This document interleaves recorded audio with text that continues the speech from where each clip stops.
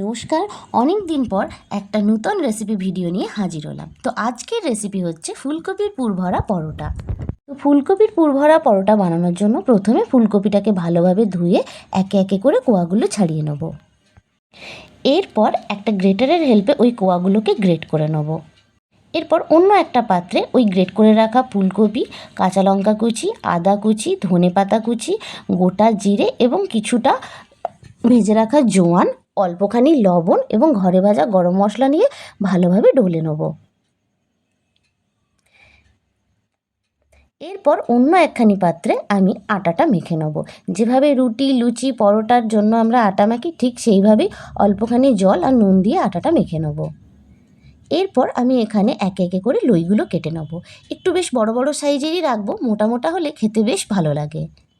এখানে আমি একটা রাউন্ড শেপ দিয়ে দিচ্ছি। এবার আমি পুরগুলো একে একে ভরে নেব। একটু বেশিখানি পুর ভরবো, খেতে বেশ ভালো হয়।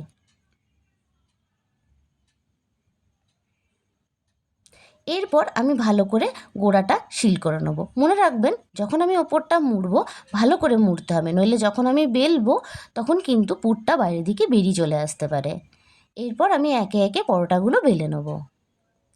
আমি আগে থেকেই একটা তাওয়া অলরেডি গরম করে রেখে দিয়েছি।